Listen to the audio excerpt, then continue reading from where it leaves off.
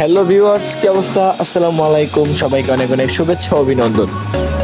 আমার আসলে ছোটবেলা থেকেই নৌকায় ভ্রমণ করা, নৌকায় ঘুরতে অনেক ভালো লাগে। তো আজকে কাজিনকে সাথে নিয়ে বের হয়েছি। অনেকদিন পরে, প্রায় দীর্ঘ 2 বছর পরে ওর সঙ্গে দেখা। তো যাই হোক, ওকে বললাম যে চলো তাহলে একটু ঘুরে আসি তোমাকে নিয়ে।